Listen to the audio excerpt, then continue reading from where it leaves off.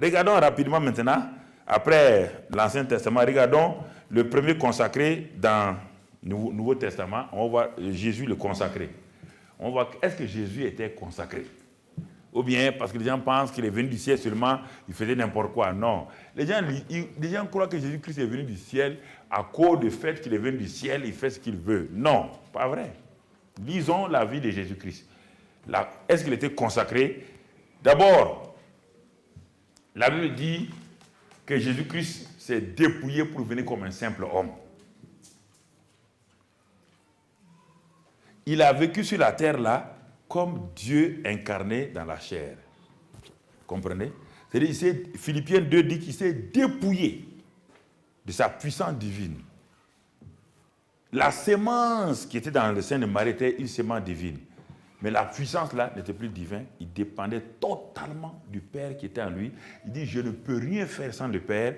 Je ne dis rien sans le Père. Si Jésus a fait des miracles en tant que Dieu, et il vous dit à vous que vous allez faire les mêmes choses, vous avez des problèmes. Alors, regardons cet homme-là qui est sans péché. Il n'est pas le second Adam, hein, il est le second homme, mais le dernier Adam. Il faut prendre les termes bibliques. S'il est le second Adam, c'est grave. Il est le dernier Adam. Et la Bible dit le second homme. Il a commencé une nouvelle génération d'hommes quand il a fini avec la première génération des hommes qu'on appelle les Adam.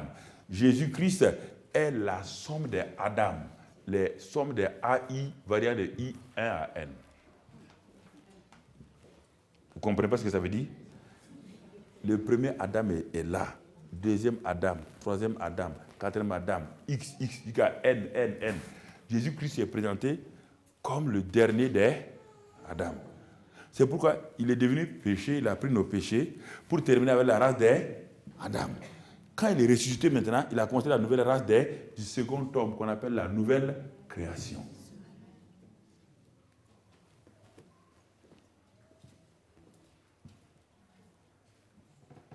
Il a fini. Sa mort, c'était pour finir avec les Adam. Sa résurrection, c'est pour commencer une nouvelle génération d'hommes et de femmes qui appartiennent à Dieu maintenant, qu'on appelle, si quelqu'un est en quelque pour l'appeler, une nouvelle créature. Pas des convertis, hein. Jésus ne fait pas des convertis. Non. Conversion, c'est là. Renouvellement de l'intelligence. Nouvelle création, c'est notre esprit qui est régénéré. Nous étions morts spirituellement.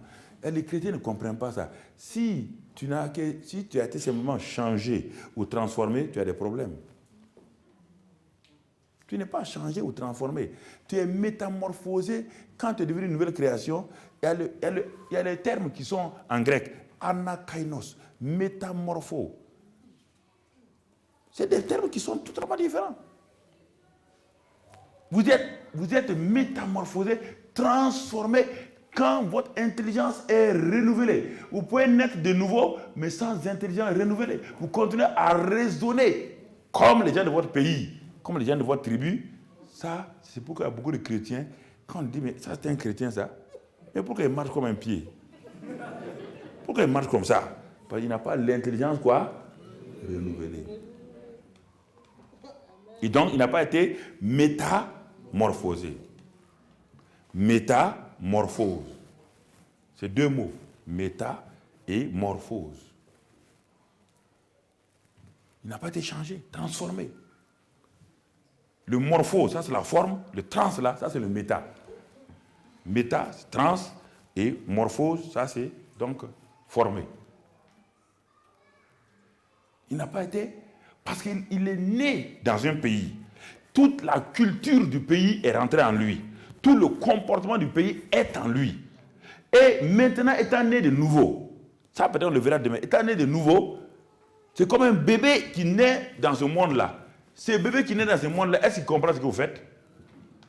Même s'il est né dans une maison d'un ingénieur, est-ce qu'il comprend ce que son papa fait? Non. Mais au fur et à mesure que l'enfant grandit, maintenant, ce n'est pas son être humain qui change, c'est sa mentalité qu'il faut arriver à capter. Et on lui donne la mentalité. Si un enfant grandit avec les lions, il aura la mentalité de qui? D'un lion, bien qu'il soit un homme. Il faut encore renverser toute la mentalité de cet enfant-là pour qu'il commence à raisonner comme des êtres humains. Si il va raisonner, quand il va voir quelqu'un, s'il fait 15 ans avec des lions, s'il voit quelqu'un, il fait quoi? Il peut les saluer? Il va être sur quoi? Ah.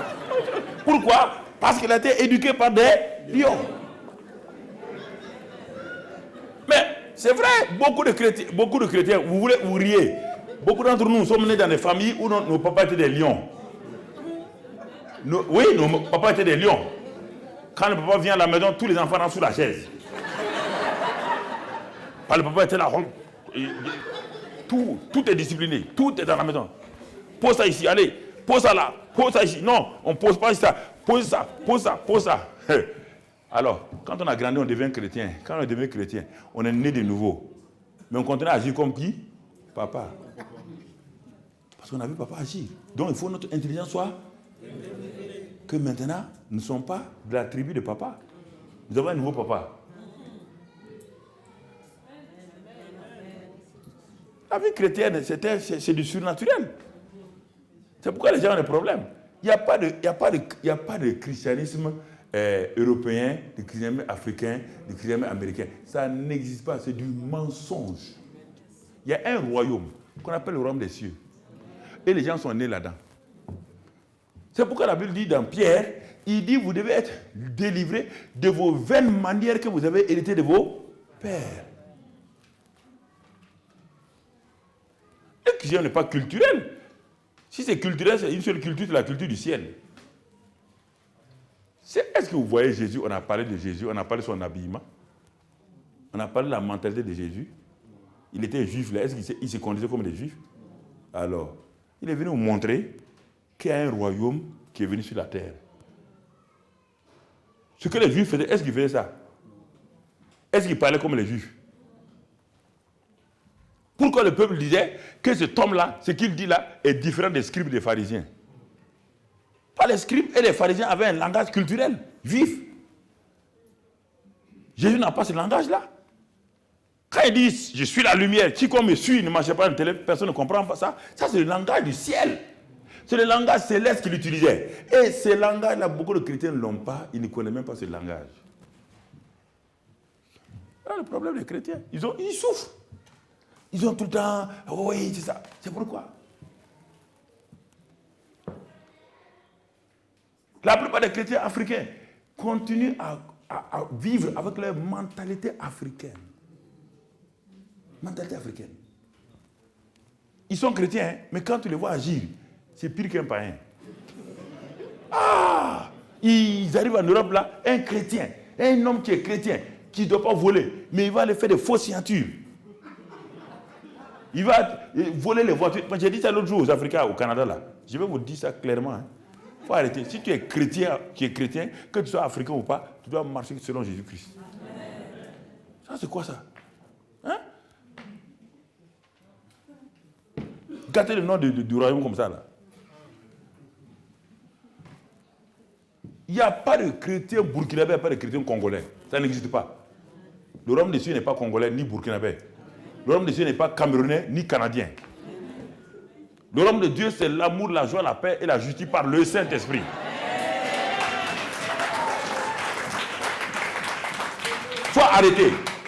Quand j'ai compris ça il y a 34 ans, quand je me suis converti, Dieu dit tu as été converti en Europe. Je vais te renvoyer en Europe pour que tu puisses remercier les Européens parce que tu as été converti. Mais va montrer aux Européens qu'est-ce qu'un chrétien du royaume.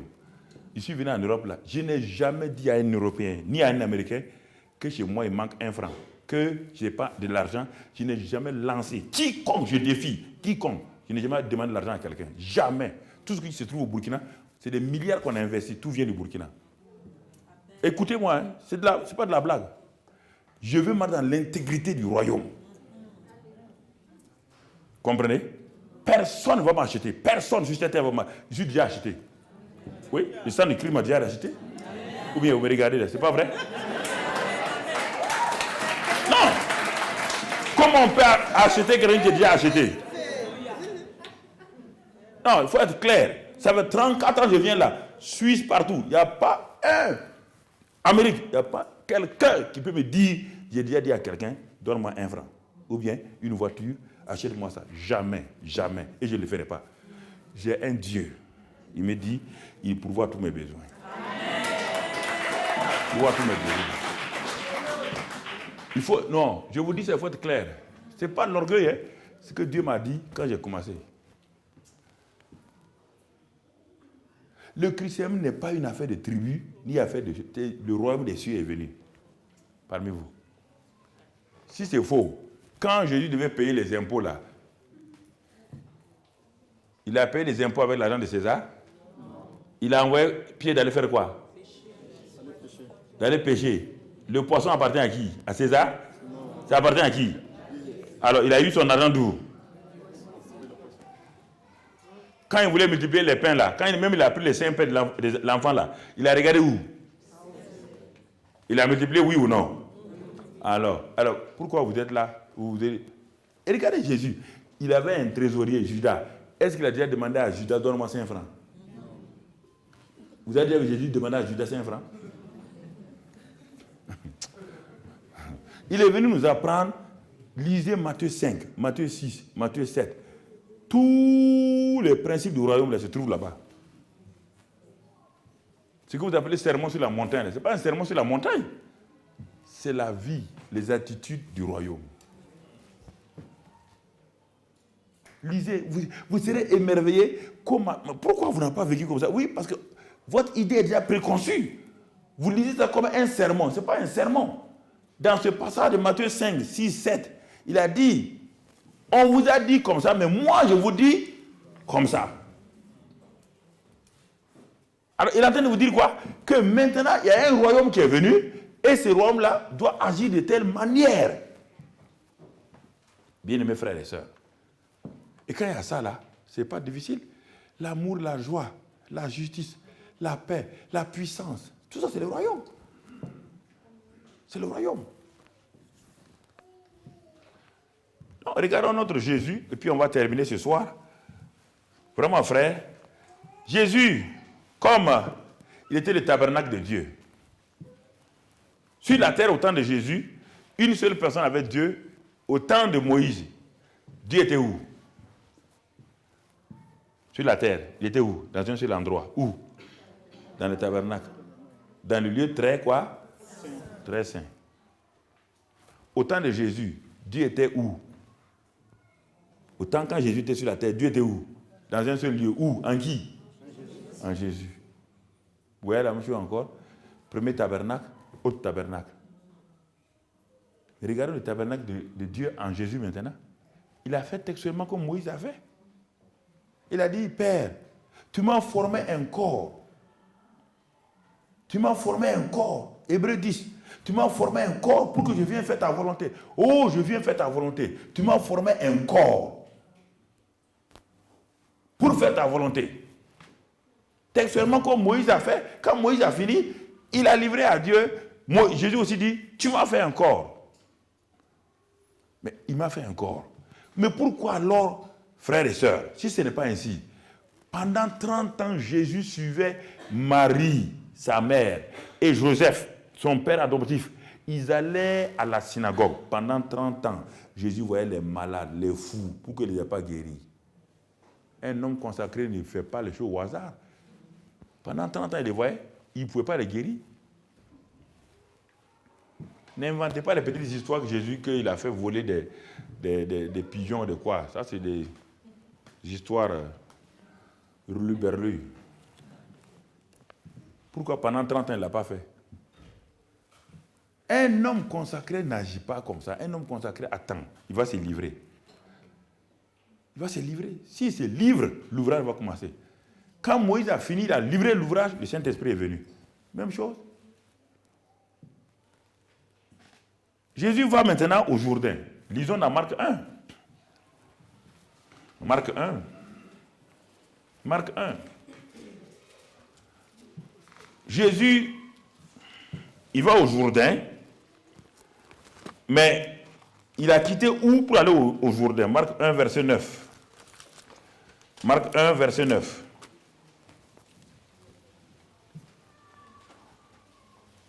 En ce temps-là, Marc 1, verset 9, Jésus vint de Nazareth en Galilée et fut baptisé par Jean dans le Jourdain. Jésus vint d'où? Écoutez la même chose. Ah, merci. Jésus vint, il vint. Il a quitté où? Il a quitté Nazareth. Et il vient où? Au Jourdain. Qu'est-ce qu'on faisait au Jourdain? On baptisait les gens là-bas. Ces gens étaient de quoi? Des pécheurs, oui ou non? Alors, écoutez, il a quitté Nazareth, là où il a été élevé. Maintenant, il est en train de faire quoi? Il est en train d'aller se livrer à qui? À Nazareth, il appartenait à qui encore? Il appartenait à qui?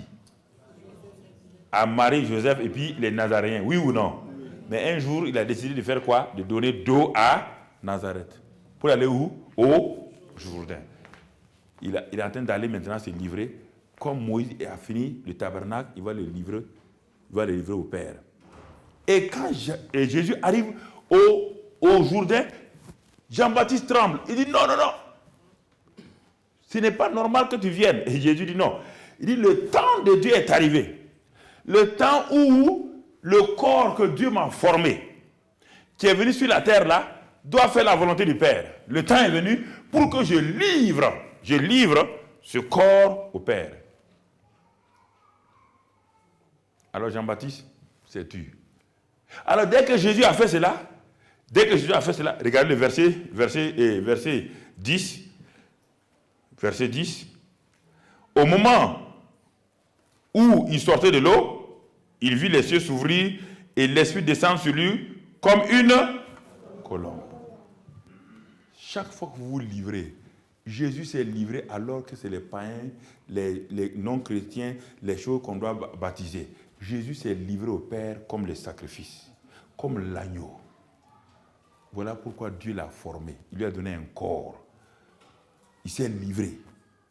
Comme les gens de Moïse ont livré tout, c'est fini. Jésus s'est livré. Et dès qu'il s'est livré, en priant, en disant au Père, me voilà, qu'est-ce que le Père a fait? Il a ouvert le... Et qui est descendu? Quand Moïse a livré, qui est descendu? Quand Jésus s'est livré, qui est descendu? Quand les 120 sont livrés, qui est descendu? Quand Paul s'est livré, qui est descendu? Quand Corneille et sa maison sont livrés, qui est descendu? Qui est descendu? Sans la descente du Saint-Esprit, vous ne pouvez rien faire. On ne peut absolument rien faire. Rien, frère. Le Saint-Esprit est descendu sur lui sous une forme corporelle, comme une colombe. On n'a pas dit que c'est une colombe. Le Saint-Esprit n'est pas une colombe. Il dit qu'il descendit sur lui sous une forme corporelle, comme les colombes ont l'habitude de descendre. Avec douceur. C'est simplement. Parce que la colombe n'est pas forte. Hein. Si vous dites que la colombe c'est le symbole du Saint-Esprit, c'est grave. Tout le monde tombe ça. Ça, c'est nos pensées pentecôtisantes. Il n'est pas des pentecôtistes, hein, il est pentecôtisante. Il ne faut pas les dire, ok. Comme. On dit comme, on n'a pas dit la colombe est descendue. On dit comme. Comme une colombe descend. Réfléchissez. Donc, et troisième chose, une voix fit entendre des cieux ces paroles, tu es mon fils bien-aimé, en toi j'ai mis toute mon affection. Le Saint-Esprit transporte la voix de qui? De Dieu. Si on n'a pas le temps, si on était retourné voir Moïse là, quand Dieu a commencé à parler à Moïse, tout le peuple a fait quoi? Tout le peuple a fait quoi? Tout le peuple a couru pour aller faire quoi? Se cacher. Tellement la voix de Dieu était trop forte. Parce que quand le Père parle, c'est comme un tonnerre. Et le Saint-Esprit filtre la voix du Père. Le Saint-Esprit permet à ce que nos oreilles naturelles supportent la voix du Père. Un jour, Jésus a dit, Père, glorifie-moi. Le Père a dit, je te glorifie. Qu'est-ce que les disciples ont entendu? Vous lisez la Bible, non? Ils ont entendu quoi? Un tonnerre. Jésus a dit non, ce n'est pas un tonnerre, c'est papa qui vient de parler. Il dit, ah bon? S'il parle comme ça, mon vieux, hein? C'est ça. Le Saint-Esprit, là où il descend, il vous communique la voix douce du Père. C'est pourquoi si vous ne tissez pas une relation avec le Saint-Esprit, vous allez entendre des voix qui vous feront peur. Ce n'est pas le Père. Hein? Vous allez entendre des voix qui vous feront peur, qui vous feront que vous avez peur de Dieu. Comprenez? C'est le Saint-Esprit. Et il est descendu, et sa descente est accompagnée de la voix douce du Père. C'est pourquoi les Israéliens ont dit à Moïse que Dieu ne nous parle plus, toi-même parle-nous. Toi, tu as des oreilles solides, va écouter Dieu. Mais nous, on ne veut pas. Non. Va le voir et viens communiquer. Parce que le Saint-Esprit n'était pas encore descendu comme aujourd'hui. Mais au temps de Jésus, il est descendu et il a donné donc ses paroles et à travers donc le Saint-Esprit. Il dit, tu es mon fils bien-aimé, en toi j'ai mis toute mon affection. Voici tout le secret de la victoire du ministère de Jésus. Écoutez, Jésus va rencontrer bientôt quelqu'un de terrible. C'est le dernier Adam qui est venu sur la terre. Si ce dernier Adam-là échoue, ça en est fini de nous. Le premier a échoué et tous ses descendants ont échoué. Voici le dernier Adam vient et il sera affronté par le même ennemi qui a fait vaincre le premier Adam. Alors, pour être sûr, la voix du Père lui dit, tu es. C'est ce qui manque à beaucoup de gens ici, même des gens de 60 ans. Tu es mon fils bien-aimé. En toi, j'ai mis toute mon affection. Combien d'entre vous, vous avez grandi sans entendre cette voix d'un papa naturel, d'une maman? Et votre christianisme est très faible à cause de ça. Vous n'arrivez pas à croire que Dieu puisse vous aimer. Très difficile. Dès qu'il y a quelqu'un qui crie, il parle comme mon père, il parle comme ma mère. Et vous commencez à vous dire, vous êtes rejeté. Ah oui, on m'a rejeté. C'est le problème de beaucoup d'entre vous. Vous êtes des gens rejetés, vous êtes des gens complexés, vous êtes des gens culpabilisés. Tout le temps, vous êtes en train de demander à Dieu, avant que Jésus, il sait que Satan va vouloir mettre en doute l'identité de Jésus. Satan a fait ça avec Adam et il a réussi. Adam était le fils. Mais quand il est venu, il dit non. Est-ce que Dieu est réellement ce qu'il dit qu'il est? Il a mis le doute sur le caractère de Dieu devant Adam et Ève. Adam savait que Dieu est réel. Mais Ève n'a pas eu cette révélation-là. Mais Adam n'a pas réagi. Il n'a pas réagi. La même chose avec Jésus. Tu es mon fils bien-aimé. C'est pourquoi le Saint-Esprit, dans Romains 8, verset 16 et verset 14, et dans Galates, il dit, le Saint-Esprit vous dit que vous êtes des fils et vous criez Abba Père. Quelle expérience tu as faite avec le Saint-Esprit dans ce domaine-là? Pourquoi tu n'as pas l'assurance? Pourquoi quand tu pêches seulement, tu es découragé, démoralisé? Parce que tu crois que ton identité est liée à tes actes et à tes faits. Jésus n'a rien fait encore et le Père lui dit quoi? Tu es bien quoi? Et en toi, j'ai déjà mis quoi? Sans avoir posé un seul acte. Ça a libéré Jésus de tout complexe, de toute condamnation que les gens peuvent mettre sur lui. La plupart d'entre nous avons grandi dans les familles où les parents n'ont pas connu l'amour. Le père tout le temps en train de vous dire, oui, mais toi, mais tu ne seras rien, toi.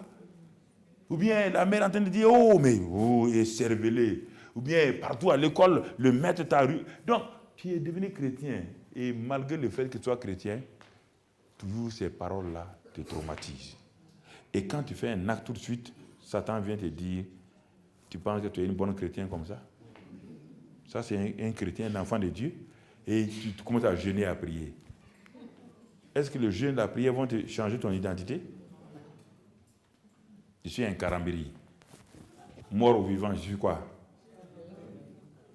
En prison, je suis toujours quoi? Ça change mon identité? Dans l'avion, je suis quoi? Si je vais sous la mer, je suis quoi?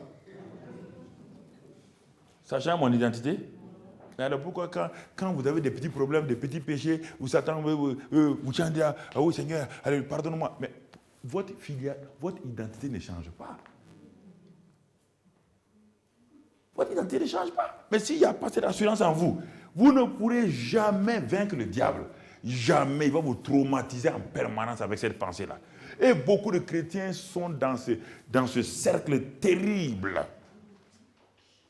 d'apitoiement sur soi, de condamnation, de rejet. Ils ne savent pas parce qu'ils n'ont jamais. La Bible dit pourtant que le Saint-Esprit dit à votre esprit que vous êtes qui? Alors, si tu n'as pas expérimenté ça, comment tu peux aller de l'avant? Avant que Jésus ne commence, la voix du Père lui dit, tu es mon fils bien-aimé. En toi, j'ai mis toute mon affection. J'ai mis toute ma plénitude. Mais c'est ce que Dieu a fait avec nous. C'est ça seulement qui guérit quelqu'un. C'est ça qui guérit un homme. C'est ça qui permet à un homme de se livrer à Dieu entièrement. Un homme qui n'a pas cette assurance-là, un être humain qui n'a pas cette assurance-là, ne se livrera pas à Dieu parce qu'il n'a pas confiance en Dieu. Il va croire que s'il se livre à Dieu, Dieu va l'envoyer en Mongolie.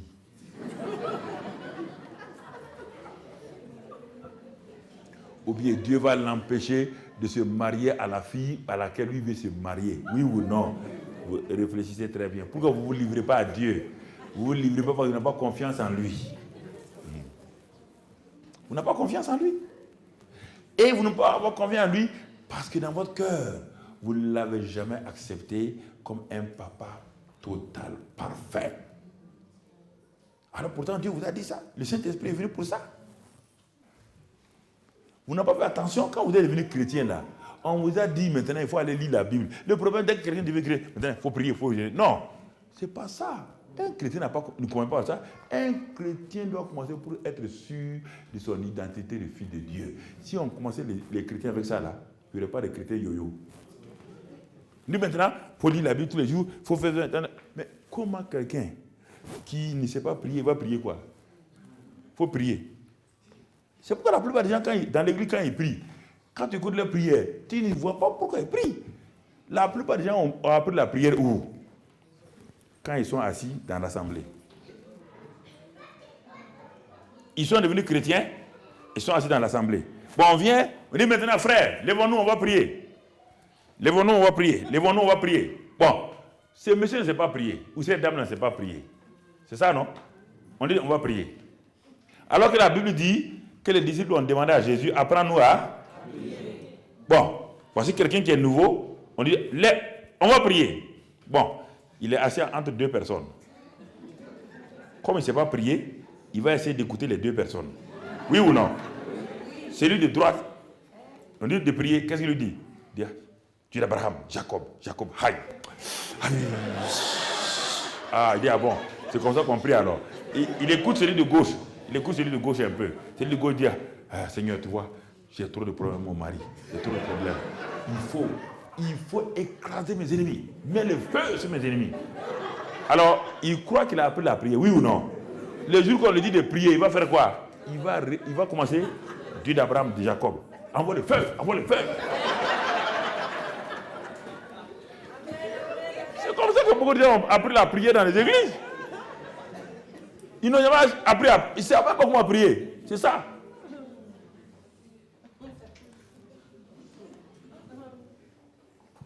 Voici le vrai problème. Tu comprends? Voici le vrai problème que nous avons. Alors, Jésus, quand il a entendu ça, si vous lisez la suite, il est dit, Jésus maintenant, il a été poussé par le Saint-Esprit dans le désert. Il était dans Luc 4:1, il est dit, Jésus rempli du Saint-Esprit, conduit par et pour aller à la rencontre de qui? de Satan. Qui même l'a envoyé vers Satan? Saint-Esprit. Pourquoi? Parce qu'il est tellement sûr. Avec Adam, c'est Satan qui est venu en personne. Avec Jésus, c'est le Saint-Esprit qui l'a poussé. Parce qu'il est rempli. Il est rempli. La voix du Père a retenti. Il n'y a plus de doute. Il s'en va.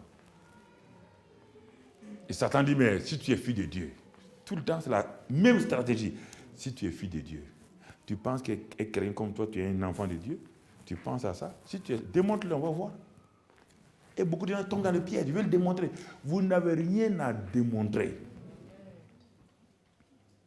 Vous n'avez rien à démontrer. Vous n'avez pas démontré votre filiation. Vous n'avez pas le droit de démontrer que vous êtes fils. Il n'y a rien de plus horrible que mes enfants essaient de démontrer qu'ils sont mes enfants. Est-ce que si vos enfants font ça, vous serez content? Est-ce qu'ils ont à démontrer qu'ils sont vos enfants? Ils n'ont pas besoin de démontrer. Et c'est ça un des pièges. Ah, si tu es un vrai chrétien, fais ceci. On a tellement de chants qui nous mettent en l'erreur. Nos chants et la Bible ne vont pas ensemble. La plupart de nos chants, 98% de nos chants sont hors Bible. Tout le temps, vous êtes en train de prier dans les chants. Saint-Esprit n'a qu'à venir. Il est où actuellement? Il est dans le plafond? Non. Il est en train de prier. Saint-Esprit vient là. Il est où? Il est au plafond? Chantre là, il est où? Saint-Esprit est où? Ah, répondez-moi. Tout de suite, vous avez prié là. Saint-Esprit n'a qu'à venir. Il n'a qu'à venir d'où? Il est à Paris? Il est déjà en vous? Ou bien? Mais je ne sais pas. Il est déjà en vous. Entretenez-le simplement. On dit de ne pas l'attrister. Ce n'est pas en venant chanter Saint-Esprit vient. Si tu l'attristes, il ne se manifestera jamais. Si tu le blesses, il ne se manifestera jamais. Si tu le résistes, il ne te répondra jamais. Il y a 9 choses qu'on doit faire de Saint-Esprit. Si tu fais ça, tu n'as qu'à beau dire viens, il ne vient pas. Il ne vient pas. Même le chien de ta maison là. Écoute-moi. Même le chien de ta maison. Écoute. Tu prends un os, la main gauche. Tu tends l'os. Au moment où le chien arrive, tu prends un bâton de la main droite. Il va venir. Le chien va venir. Même le chien. Ok. Arrêtez de demander des choses qui sont accomplies. Exaltez-le. Exaltez-le.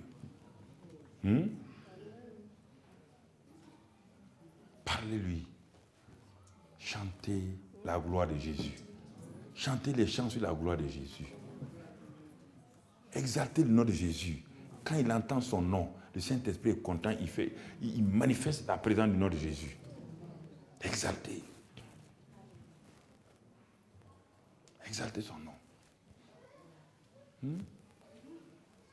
Il dit, par exemple, là où 2 ou 3 sont assemblés en mon nom. Là, on ne le chante pas. Tu es en train de dire ce qu'il a dit. Jean 15. Là où 2 ou 3 sont assemblés en mon nom.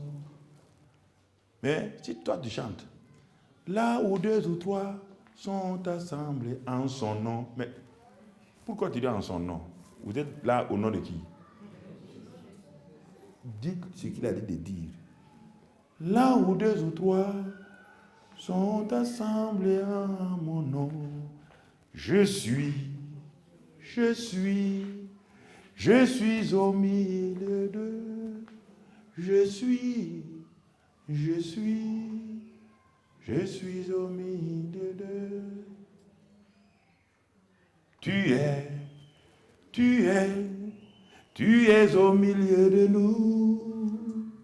Tu lui parles. Tu es au milieu de nous. Tu devais parler à ton frère, tu dis maintenant, il est mon frère, il est au milieu de nous. Il est au milieu de nous. Et quand tu chantes, ton cœur commence à s'ouvrir. Ton cœur commence à s'ouvrir à la réalité de Dieu.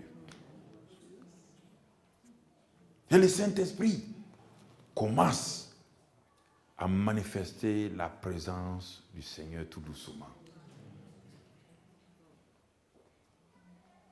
Je me tiens dans la présence du Seigneur. Le Saint des Saints est là. Je viens et je me prosterne dans ta sainte présence.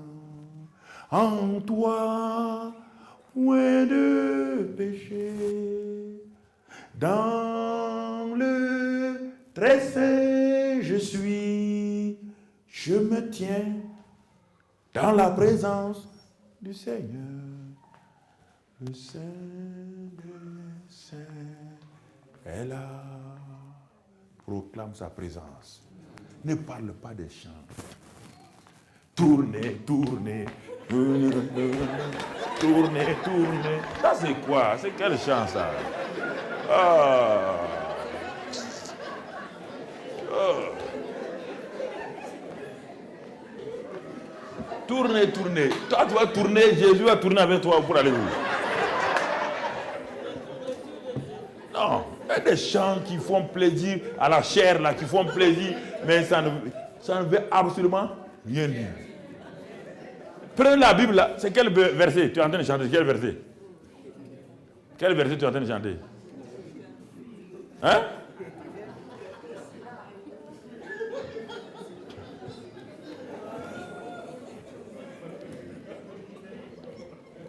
Et c'est pourquoi si vous n'arrêtez pas de chanter les chants sur Satan, Dieu ne vous protège pas. Hein?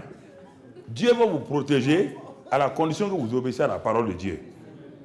Parce que vous passez votre temps à dire, hein? Écrasé, écrasé, Satan est écrasé, terrassé, terrassé, Satan terrassé. Tous les jours vous l'avez terrassé, il est tout le temps vivant. Donc ça veut dire qu'il ne vous l'a pas terrassé. Il faut arrêter des chants comme ça.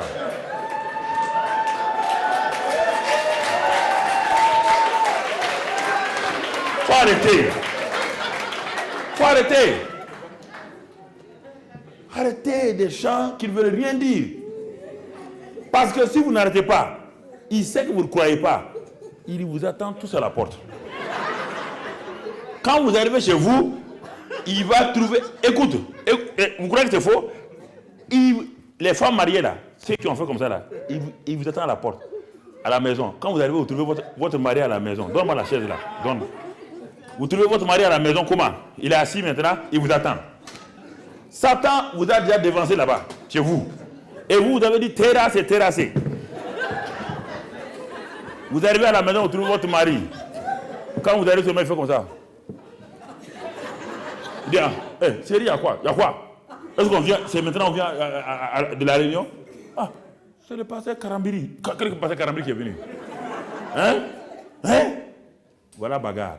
Donc tout ce que tu as terrassé ici, là, tu es terrassé la maison. Tu es terrassé à la maison maintenant. Il faut arrêter, frère. Chanter des chants qui exaltent la présence du Seigneur. Satan a peur de ça. Parce qu'il sait que vous adorez votre Seigneur. Il sait que vous aimez votre Seigneur. Et si c'est des chants sur vous-même, vous êtes gonflé à bloc, il vous attend à la porte. Ces démons sont déjà arrêtés près de vos voitures. Le monde spirituel est réel. Hein? Le monde spirituel est réel. Frère, c'est pourquoi il a rencontré Jésus. Écoutez, les gens ne croient pas. Si vous ne croyez pas ça, quand il est venu vers Jésus là, il a pris. Qui a pris Jésus? Il a pris Jésus pour amener où? Non, il l'a amené où? Sur une montagne. Bon, voilà. Est-ce que vous croyez ça? On dit que Satan a qui? Satan a pris qui?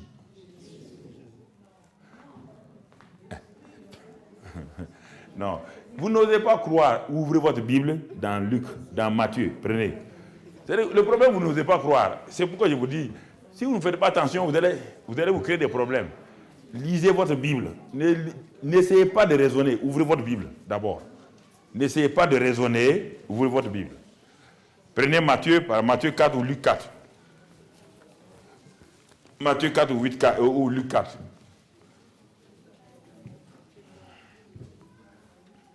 Qu'est-ce qui est écrit là-bas? Premièrement, il a dit à Jésus, si tu es fils de Dieu, transforme ces pierres en pain. Oui ou non? Bon, deuxième tentation. Lisez la deuxième tentation. Qu'est-ce qu'il a fait? Lisez. Hein? Qu'est-ce qu'il a fait? Le diable le transporta. Ah, écoutez, on a dit que le Saint-Esprit a transporté Jésus. C'est-à-dire que vous ne voulez pas croire la Bible. Lis, mon frère. Vous ne voulez pas croire la Bible. Qu'est-ce écrit? Et c'est écrit là. Il n'y a pas d'erreur là-dedans. Qu'est-ce qui est écrit? Le diable le transporta dans la ville sainte. Alors, le plaça sur le haut du temple et lui dit. Qui a transporté Jésus? Le diable. Et il l'a mis où? Après, il l'a mis où encore? Sur la montagne. Mais est-ce qu'il pouvait faire quelque chose de mal à Jésus? Voilà la différence entre Jésus et nous. Le diable l'a transporté, mais il ne pouvait rien lui faire. Toi, il ne te transporte même pas. Il fait fou. Tu as des problèmes.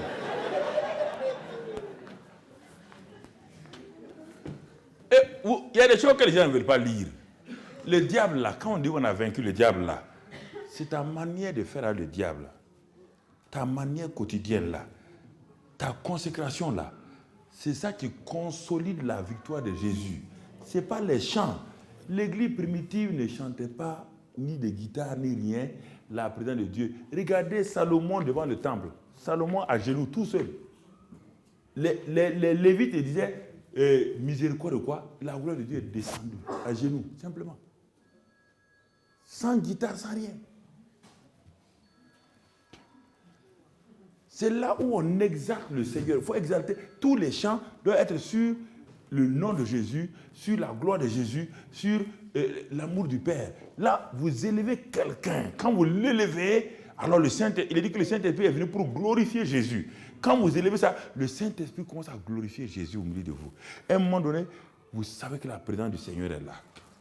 Et les dons spirituels commencent à se manifester. Les dons spirituels commencent à se manifester simplement. Et quand les gens passent leur temps, 1 heure de temps à chanter, danser, quand les gens finissent de chanter, danser, mais il n'y a plus rien, ils sont fatigués. Ils sont fatigués. Frère, je ne dis pas que ce n'est pas bon, hein, c'est très bon. Mais si c'est simplement pour chanter comme ça, là, vraiment, si c'était comme ça l'église, si c'était comme ça avec les pierres et les pôles, là, il n'y aurait pas eu une église puissante. Hein. Si c'était comme ça à Jérusalem, 2 heures de louange à Jérusalem, 3 heures de louange à Jérusalem, non, vous n'allez pas avoir. Quand l'église se réunissait, ils priaient, ils faisaient tout ensemble. Élever le Seigneur. Exalter le Seigneur. Frère, les temps sont en train de changer et les temps deviennent de plus en plus difficiles. Si vous ne vous consacrez pas au Seigneur, les temps qui deviennent difficiles là, il y aura tellement de gens qui vont trahir leurs frères, leurs sœurs. Des gens qui vont trahir le Seigneur parce qu'ils ne peuvent pas. Les temps deviennent difficiles. Aucun économiste ne contrôle. Les gens vont dire qu'on est pessimiste. Ce n'est pas pessimisme. Je suis économiste moi-même. Je suis économiste, mon frère. Aucune loi économique ne peut marcher aujourd'hui. La théorie de Maynard Keynes a marché pour la crise de 29. La crise de maintenant n'est pas une crise économique, frère. C'est plus que ça. Vous savez, c'est plus que ça. Il n'y a pas de vérité ni dans les banques, il n'y a pas de vérité chez les politiciens, il n'y a pas de vérité quelque part, personne ne contrôle. Les employés des banques, ils travaillent, ils ne font pas des écritures. Mais au sommet, tout est un mélange. Il faut lire. Certains journalistes osent parler, mais il y a un méli-mélo qui est là. C'est terrible. Je ne parle pas des banquiers qui écrivent là, dans les choses là. Passer les écritures là, c'est pas ça. Les mouvements des capitaux qui se font, c'est terrible. Du fictif. Fictif en l'air. fictif en l'air. Tout le monde tremble aujourd'hui parce que personne ne sait quel est le fondement sur lequel on est. Il n'y a aucune loi économique. Le libéralisme ne peut rien faire, le socialisme ne peut rien faire actuellement, le capitalisme ne peut rien faire actuellement dans la situation où on est là. Aucune de ces théories-là ne marche actuellement. Bon, ok, je vais m'arrêter là. Je crois qu'il est important de réfléchir, de voir ce qui se passe. Jésus a dit toutes ces choses, c'est dans la Bible. Toutes ces choses sont dans la Bible devant vous. C'est dans la Bible. Quand il parle des talents, comment il faut gérer les talents, comment ceux qui ont géré les talents, quand il parle de ces choses-là, il parle de l'économie. Il parle de l'économie. Regardez comment l'Égypte, la plus grande puissance de l'époque, traversait une crise. Comment Joseph est sorti d'une prison simplement, sans être économiste. Il est venu implanter un plan de sauvetage de l'Égypte. Il a fait économie où? Frère, bon, je vais m'arrêter là. On va prier. C'est notre introduction ce soir. Demain, on va continuer. Bon, on n'est pas venu pour prier pour les malades, mais je crois qu'on va prier pour les malades aussi, non? Bon, ok. C'est pas pour ça, mais on m'a dit de venir parler de consécration. Je suis venu pour parler de consécration. Mais s'il y a des cas, on va prier pour les gens, on va prier pour les situations, mais c'est pour la consécration. Si déjà vous comprenez bien la consécration là, le reste devient facile. Amen. Père, nous te remercions ce soir pour ta grâce et ta fidélité. Merci pour ce merveilleux peuple qui est là, ce peuple qui est venu écouter malgré leur programme chargé. Je te bénis pour leur vie, pour leur famille. Je te bénis pour toute leur consécration parce qu'ils sont consacrés, c'est pourquoi ils sont venus. Seigneur, donne-nous d'expliquer ces choses-là de façon claire, de façon profonde, que nous puissions comprendre, Seigneur, les vérités de ta parole. Père, sois béni et sois loué. Merci pour ta grâce infinie pour chacun d'entre eux. Que toi-même tu les conduises, que ta grâce les dirige en toutes choses. Sois exalté, sois magnifié, Père, au nom de Christ Jésus. Amen. Que Dieu vous bénisse.